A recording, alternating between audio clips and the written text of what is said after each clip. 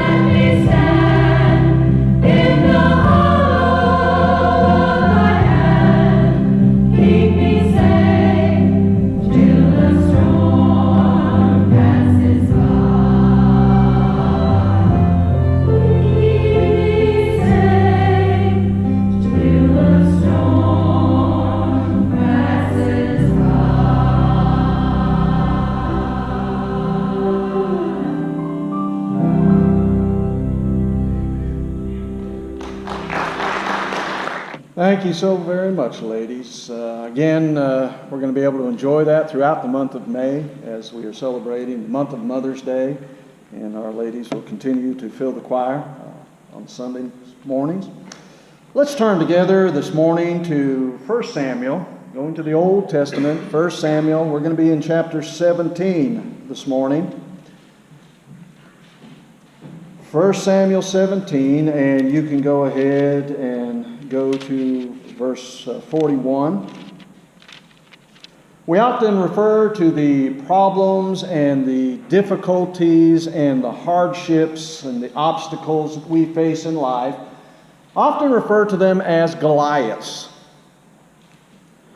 And we get that name, of course, from the account in the Bible in 1 Samuel 17 of King David, small shepherd boy at this time, and an adversary that he faced of giant proportions by the name of Goliath. And so any time that we have these difficulties in life that seem so insurmountable, we will often refer to them as our Goliath. Those hard times that we might face and go through. Now, this was not the first time or the last time that David and the Israelites would face a giant. In fact, if you go into 2 Samuel, don't do that this morning, but later on in your own time of study, you can go to 2 Samuel chapter 21. And it will list other occasions that God's people would go up against what were known as giants in the land. And it shares about a number of them in 2 Samuel 21. In fact, one of those that is mentioned as being slain later on by the Israelites is Goliath's brother, whose name was Lami. And so it's a very interesting portion. You know, we look at David and Goliath, and that kind of overshadows some of the other things that happened in God's history. But again, I challenge you to go to 2 Samuel 21 and see what it has to say there. We face Goliaths in life of varying sizes and varying shapes, varying backgrounds. But one thing is always going to remain true. As you look in the Bible and you see God's people facing a number of different Goliaths, the one thing that's always going to be true and always going to ring true is that every Goliath must fall. Every Goliath must fall. And it's certainly true both figuratively and literally when we look at 1 Samuel chapter 17. Now, just a little bit of a background of what's going on here. The Philistines are at war against God's people, the Israelites. And so they have come to a head, they have come face to face. And Goliath, the champion of the Philistines, comes forward. Giant of a man, estimated to being over 9 feet tall. And he comes before God's people on one side of the riverbank, and he declares to them and suggests to them, let's have a battle royale. In other words, you pick your greatest warrior. Now that must have caused Saul, who was king at that time, to kind of quake in his boots, because Saul, he was not only the king, but he was taller than the average Israelite. He kind of stood a head above everybody else. So whenever Saul tried to hide from people, they would see him.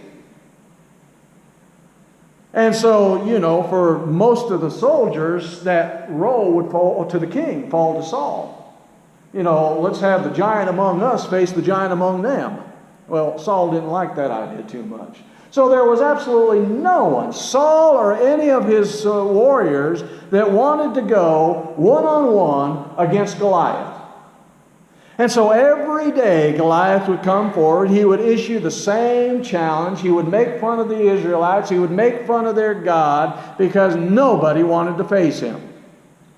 And if you couldn't defeat Goliath, you certainly were not going to defeat the entire army of these Philistines. So the Bible tells us that David arrives. And David, his father, Jesse, has given him some food to take to his brothers on the battle line. And so when David comes upon the scene, it is right when Goliath, once again, is standing before the army of God's people and declaring this challenge and making fun of their God. And David, in essence, says, "Who in the world is this? And why in the world are you all standing here allowing him to say these things about your God?"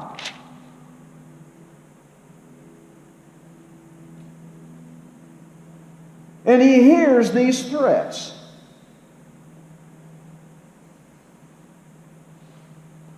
In fact, in 1 Samuel 17:26, this is what it says. "Who is this uncircumcised Philistine, that he should defy the armies of the living God?" So David, he's not going to have any of this. He's not going to put up with this. And so if you jump down to verse 41, and it says that Goliath, the Philistine, the challenge, David accepts the challenge. Nobody else will do it. David, the small shepherd boy, goes before the giant. The Philistine moved forward, came near to David with his shield bearer in front of him. And when the Philistine looked and saw David, he disdained him, for he was but a youth, ruddy and handsome in appearance. And the Philistine said to David, "Am I a dog that you come at me with sticks?" And the Philistine cursed David by his gods. And the Philistine said to David, "Come to me, and I will give your flesh to the birds of the air and the beasts of the field."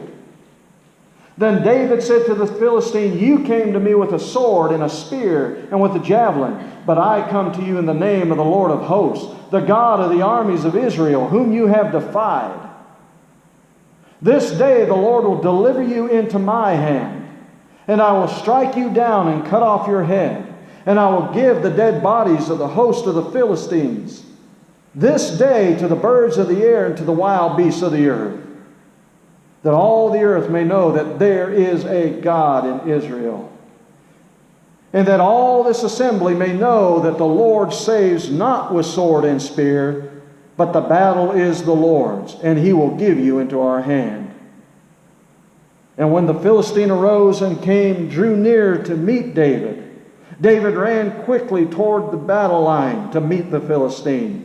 And David put in his hand in the bag and took out a stone that he had collected along this riverbank.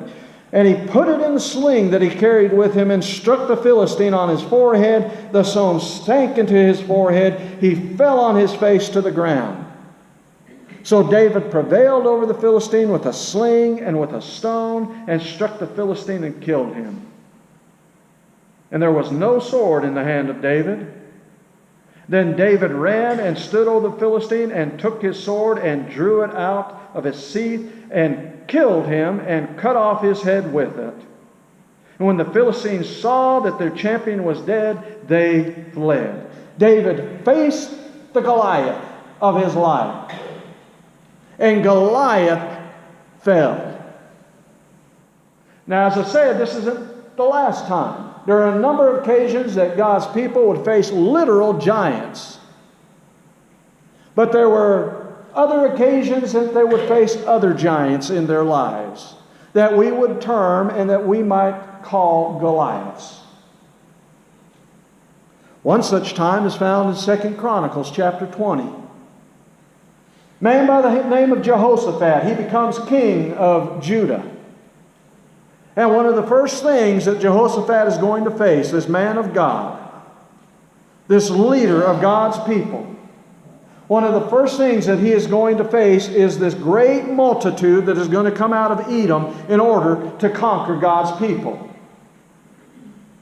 And in 2 Chronicles chapter 20, verse 15, the last part of the verse says, "Do not be afraid, do not be dismayed at this great horde.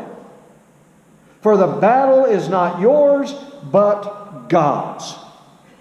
Almost the same thing that was mentioned back as David meets Goliath. They could almost use it as a motto. And perhaps as we continue to go along, as you face many of the Goliaths in your lives, you might want to remember this motto. The battle is not yours, but it is the Lord's. It is God's battle. And so God, He sends Jehoshaphat and He sends His people out to meet this horde, this army of Edomites. And what do? As they are going out, Jehoshaphat and the people, they are singing praise to God. And it says in the Bible that when they reach the watchtower and Jehoshaphat looks over the field where he expects to see this huge army of Edomites, it's a desolate wasteland. And as far as the eye can see, there is this great destruction. And the enemy, this horde that had come out of Edom, lies dead. In fact, it says in 2 Chronicles chapter 20, verse 24, that none had escaped. And it had nothing whatsoever to do with God's people fighting the battle. The battle truly was the Lord's. And God defeated this great army that rose up against His people. Every Goliath must fall. You jump to the New Testament, Luke chapter 7. And Jesus, the Bible tells us, He's approaching this little town called Nain.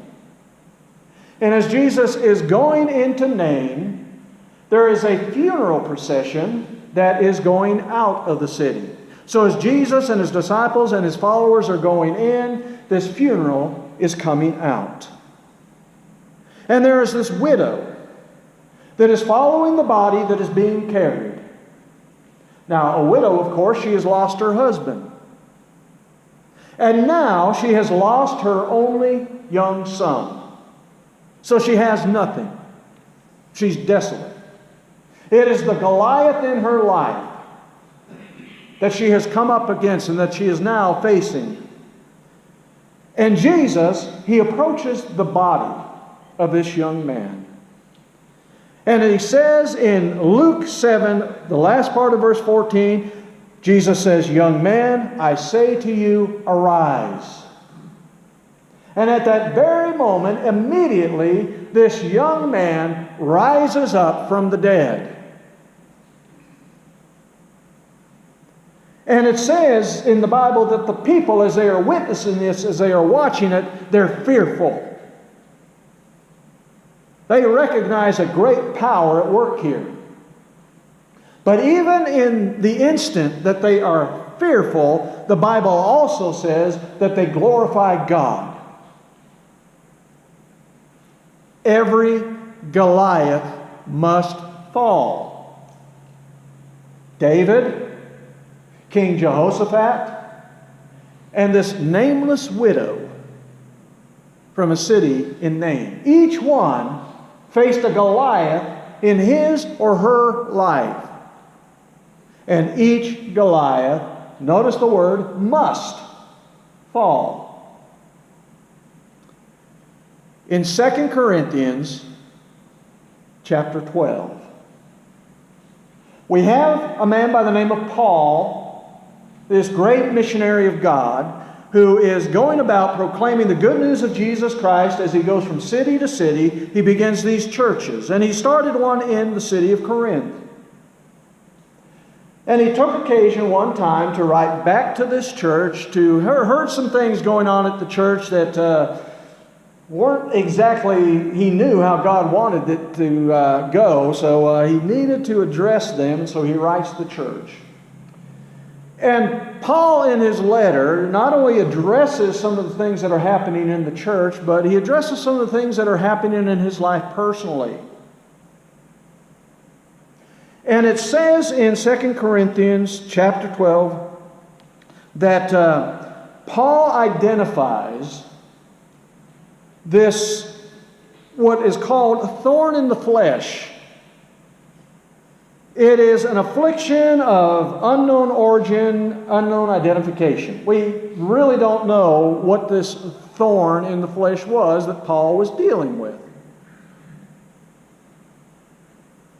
In fact, it was affecting Paul so much and to such a degree that Paul goes from calling it a thorn in the flesh to a messenger of Satan. And 3 times Paul comes to God and says, Lord, I'm dealing with this. I'm struggling with this. I don't want this in my life.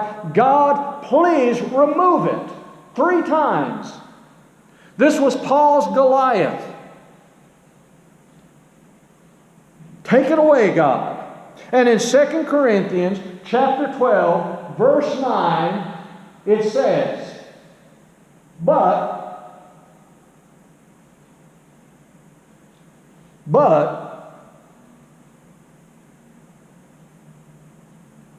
every Goliath must fall. But I guess that didn't work here. I guess the Goliath that Paul was facing just wasn't the same. Maybe the premise of every Goliath must fall doesn't apply to this particular situation. And if we are going to accept that, we would have to accept the premise that God is not consistent.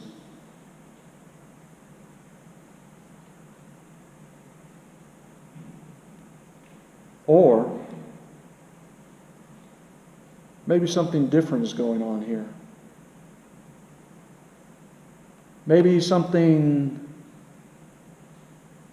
is not going on outside of the life of Paul. Maybe something is going on inside the life of Paul. Maybe the Goliath that Paul was facing lied within himself. And sometimes maybe the Goliaths that we are facing are not the external struggles, circumstances that we might face. But maybe some of our biggest Goliaths lie right here. Could that be the case here in Paul's life? The only way that we're going to know is to leave 1 Samuel and jump to the New Testament to Corinthians. So go to 2 Corinthians, go to chapter 12, and go to verse 8.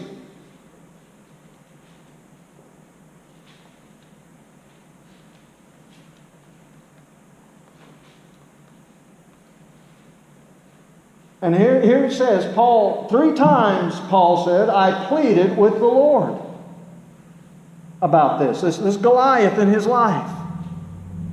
And it would appear that it was an external struggle that he was facing. It was a physical affliction. This was Paul's Goliath. That it should leave me. But he said to me, my grace is sufficient for you, for my power is made perfect in weakness.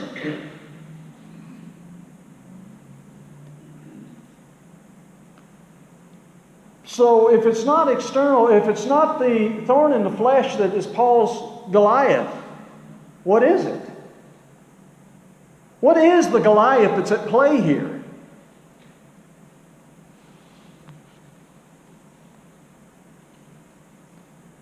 Well, you have to go back to verse 1. Paul says, I must go on boasting, though there is nothing to be gained by it. I will go on to visions and revelations of the Lord. I know a man in Christ who 14 years ago was caught up to the 3rd heaven. Whether in the body or out of the body, I do not know. God knows. And I know that this man was caught up into paradise. Whether in the body or out of the body, I do not know, but God knows. And he heard things that cannot be told, which man may not utter. On behalf of this man I will boast, But on my own behalf I will not boast, except of my weaknesses. Though if I should wish to boast, I would not be a fool. For I'd be speaking the truth, but I refrain from it, so that no one may think more of me than he sees in me or hears from me. Look at verse 7. So to keep me from becoming conceited, because of the surpassing greatness of the revelation, a thorn was given me in the flesh, a messenger of Satan to harass me, to keep me from becoming conceited. Paul's Goliath was not an external problem. Paul's Goliath was internal. Paul had a pride problem. And Paul had this tendency, evidently at times, to become very conceited, or appear to be so. Paul at times, perhaps because of his position and because of what God was doing, may have had a tendency to boast about some things. And so Paul admits that because of this fact and because of this pride problem that he had in his life, that God on occasion would have to step in and do something. God would have to place a Goliath in his life that was not external, but it was an internal problem that Paul was going to have to deal with. And I would tell you that many times in your life you're going to face Goliaths. And they may be external circumstances. But many times those Goliaths are of our own making. Those Goliaths that we have to deal with are Goliaths within our own heart. Therefore, I would say that our premise stands. Every Goliath must fall, externally or internally.